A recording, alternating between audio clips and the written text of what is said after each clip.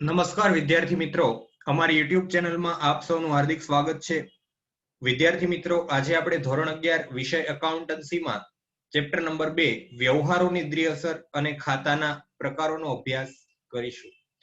વિદ્યાર્થી મિત્રો, આજનો આપણો અભ્યાસનો ટોપિક છે ટેક્સ્ટબુકનું ઉદાહરણ નંબર 4 કે જેમાં આપણે ખાતાનું વર્ગીકરણ કરવાનું છે અને ટૂંકમાં સમજૂતી આપવાની છે.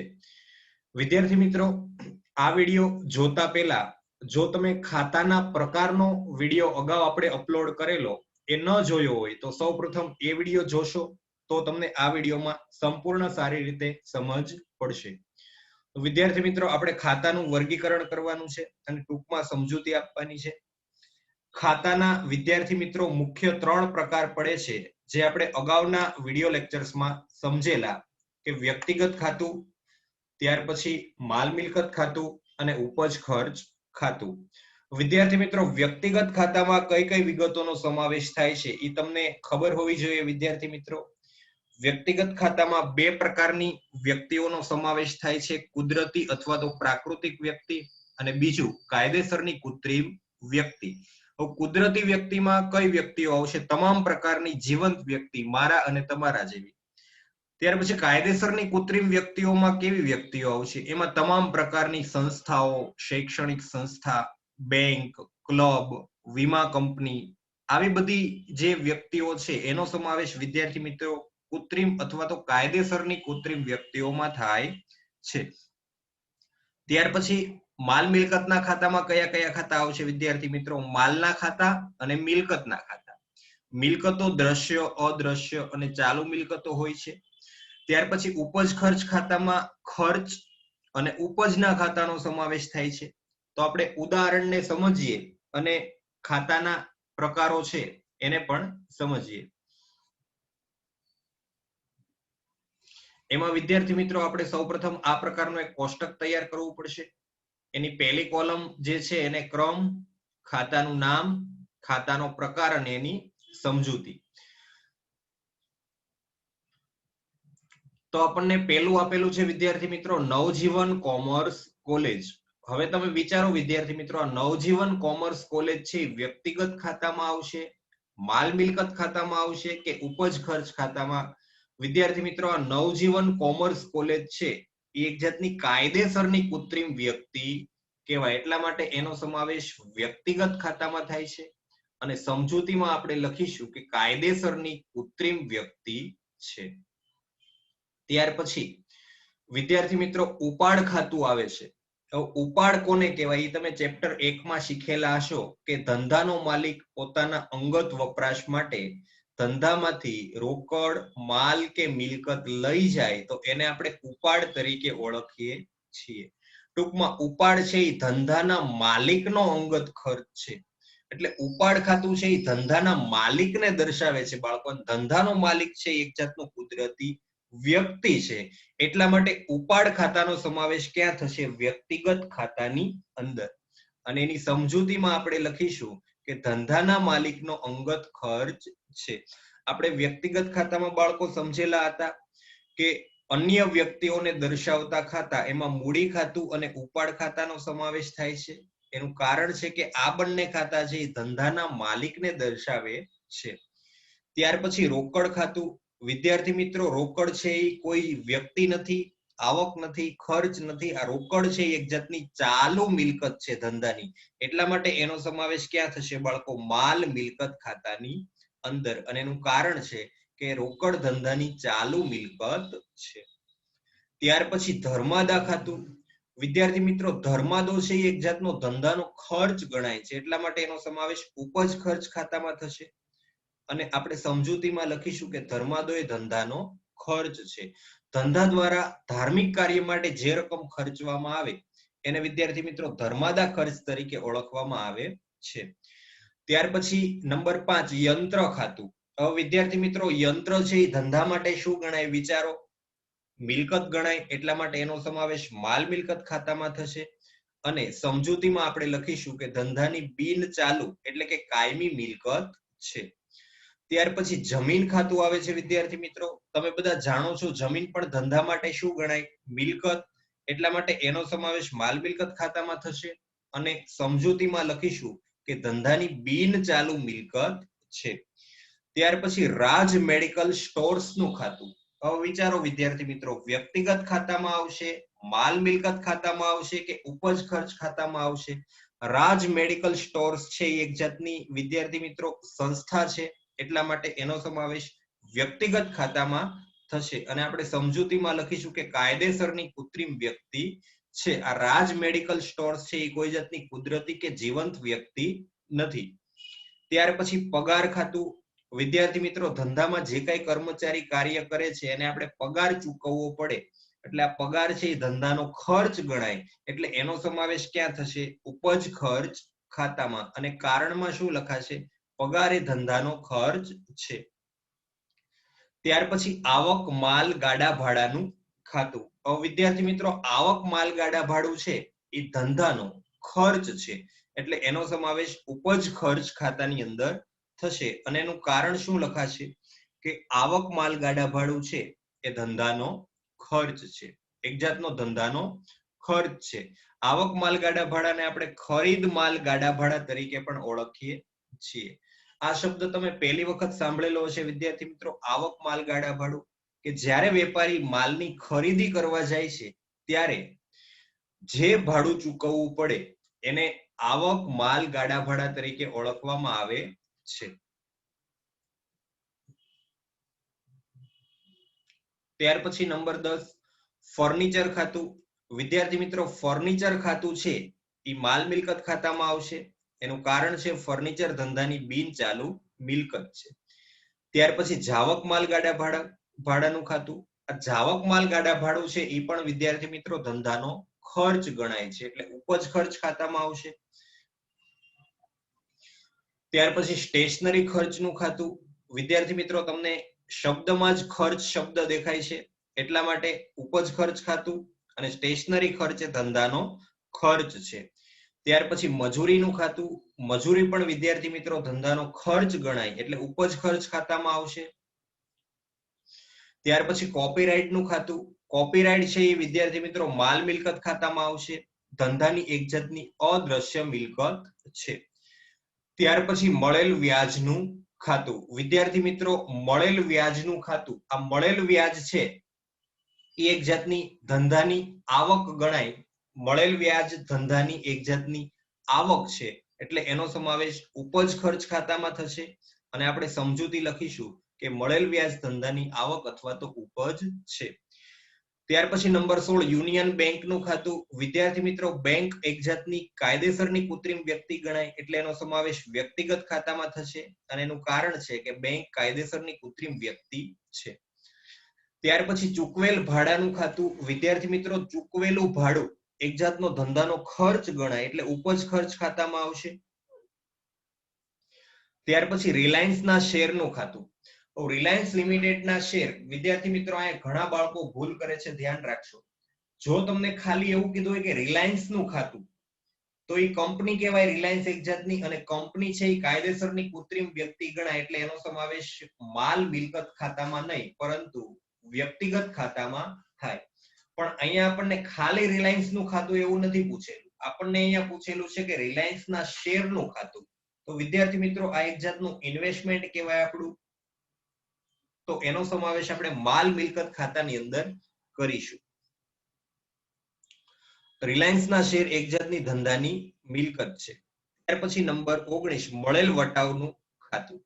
ખાસ ધ્યાનમાં રાખશો બાળકો, જ્યારે તમને ચૂકવેલ કે મળેલ એવા શબ્દ વાપરેલા હોય તો એ હંમેશા ઉપજ ખર્ચ ખાતાનો નિર્દેશ કરે છે, એટલા માટે એનો સમાવેશ ક્યાં થશે?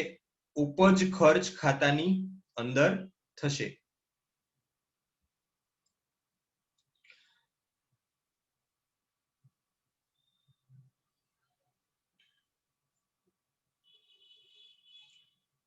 ત્યાર પછી વિદ્યાર્થી મિત્રો આપણે નંબર 20, અમદાવાદ શાખાનું ખાતું. અમદાવાદ શાખા એક જાતની કાયદેસરની કૃત્રિમ વ્યક્તિ છે, એટલા માટે વિદ્યાર્થી મિત્રો અમદાવાદ શાખા છે એનો સમાવેશ વ્યક્તિગત ખાતાની અંદર કરવામાં આવશે. અમદાવાદ શાખા છે એનો સમાવેશ વ્યક્તિગત ખાતામાં થશે. અને સમજૂતી કાયદેસરની કૃત્રિમ વ્યક્તિ છે. ત્યાર પછી નંબર 21 ઘાલખાદ ખાતું. ઘાલખાદ વિદ્યાર્થી મિત્રો ધંધાનું નુકસાન છે એટલે એનો સમાવેશ ઉપજ ખર્ચ ખાતામાં થાય અને કારણમાં લખાશે ઘાલખાદ એ ધંધાનું નુકસાન છે. ત્યાર પછી નંબર 22 કર્ણાવતી ક્લબનું ખાતું. કર્ણાવતી ક્લબ છે એ વિદ્યાર્થી મિત્રો એક જાતની કૃત્રિમ વ્યક્તિ કહેવાય એટલે એનો સમાવેશ વ્યક્તિગત ખાતામાં થશે અને સમજૂતીમાં લખાશે કર્ણાવતી ક્લબ કાયદેસરની કૃત્રિમ વ્યક્તિ છે. ત્યાર પછી નંબર 23 દેવાદારનું ખાતું. વિદ્યાર્થી મિત્રો દેવાદાર ખાતું છે એ વ્યક્તિગત ખાતામાં પણ આવી શકે અને માલ મિલકત ખાતામાં પણ આવી શકે. તમે ગમે તે લખો એ સાચું ગણાય. તો દેવાદાર ખાતાને આપણે અહીંયા માલ મિલકત ખાતામાં ગણેલું છે કારણ કે ચાલુ મિલકત તરીકે અહીંયા મેં દેવાદારને લીધેલું છે એટલે આપણે કારણમાં લખીશું કે દેવાદાર ધંધાની ચાલુ મિલકત છે. જો વિદ્યાર્થી મિત્રો તમારે વ્યક્તિગત ખાતામાં દેવાદારને લખવું હોય તો પણ લખી શકો છો. દેવાદાર ખાતું છે એ વ્યક્તિગત ખાતામાં પણ આવી શકે. એનું કારણ છે કે દેવાદાર કોને કહેવાય વિદ્યાર્થી મિત્રો? આપણે જે ગ્રાહકને માલનું ઉધાર વેચાણ કરેલું હોય એને આપણે દેવાદાર તરીકે ઓળખીએ છીએ અને આપણે ઉધાર વેચાણ કોને કરીએ? કોઈ કાયદેસરની કૃત્રિમ વ્યક્તિ અથવા તો કુદરતી વ્યક્તિ હોય એને જ કરીએ. તો એટલા માટે દેવાદાર ખાતું છે એ વ્યક્તિગત ખાતું પણ ગણાય અને માલ મિલકત ખાતું પણ ગણાય. ત્યાર પછી નમૂના તરીકે વેચેલ માલનું ખાતું. એ વિદ્યાર્થી મિત્રો ઉપજ ખર્ચ ખાતામાં આવશે કારણ કે તમે સેમ્પલ તરીકે માલ આપો છો એનું મુખ્ય કારણ શું હોય છે? તમારું જાહેરાત કરવાનું હોય છે એટલા માટે આ જાહેરાતનો ખર્ચ ગણાય. તો નમૂના તરીકે વેચેલ માલ ધંધાનો ખર્ચ છે. આને પણ વિદ્યાર્થી મિત્રો તમે માલ મિલકત ખાતામાં પણ સમાવી શકો છો કારણ કે ધંધામાંથી માલ જાય છે એટલા માટે તમે આનો સમાવેશ માલ મિલકત ખાતામાં પણ કરી શકો. ત્યાર પછી લેણદારનું ખાતું. વિદ્યાર્થી મિત્રો લેણદાર ખાતું છે એનો સમાવેશ વ્યક્તિગત ખાતામાં થાય અને એનું કારણ છે કે લેણદારનું ખાતું છે એ ઉધાર માલની ખરીદી કરેલ છે એવું દર્શાવે છે અને કૃત્રિમ કે કુદરતી વ્યક્તિ હોય શકે. તો લેણદાર કોને કહેવાય? આપણે કોઈ વેપારી પાસેથી માલની ઉધાર ખરીદી કરી હોય તો એને આપણે લેણદાર તરીકે ઓળખીએ છીએ અને એ વેપારી વિદ્યાર્થી મિત્રો કાં તો કુદરતી વ્યક્તિ હોય અથવા તો કાયદેસરની કૃત્રિમ વ્યક્તિ હોય છે એટલા માટે લેણદારનો સમાવેશ કયા ખાતામાં થશે? વ્યક્તિગત ખાતામાં. ત્યાર પછી કારખાના ખર્ચનું ખાતું. વિદ્યાર્થી મિત્રો જોતા જ ખબર પડી જાય આપણને ઉપજ ખર્ચ ખાતામાં આવશે. એનું કારણ છે કે ધંધાનો એક જાતનો ખર્ચ છે. ત્યાર પછી નીલમ બહેનનું ખાતું. વિદ્યાર્થી મિત્રો આ નીલમ બહેન છે એક જાતની કુદરતી વ્યક્તિ છે એટલે એનો સમાવેશ વ્યક્તિ ખાતામાં થાય અને કારણમાં લખીશું કુદરતી વ્યક્તિ. ત્યાર પછી ઘસારા ખાતું ઉપજ ખર્ચ ખાતામાં આવશે. એનું કારણ છે ઘસારો વિદ્યાર્થી મિત્રો ધંધાનો મહેસૂલી ખર્ચ છે. તમે જે કાંઈ મિલકત વાપરો છો એના કારણે મિલકતની વેલ્યુએશન છે એ ઘટે છે એટલે ઘસારા ખાતું છે એ ઉપજ ખર્ચ ખાતામાં આવશે. ઘસારો એ ધંધાનો ખર્ચ ગણાય છે. ત્યાર પછી ગુજરાત સરકારનું ખાતું. ગવર્મેન્ટ ઓફ ગુજરાતનું ખાતું. વિદ્યાર્થી મિત્રો ગુજરાત સરકાર એ કોઈ વ્યક્તિ જ છે એટલા માટે એનો સમાવેશ વ્યક્તિગત ખાતામાં થાય અને કાયદેસરની કૃત્રિમ વ્યક્તિ છે.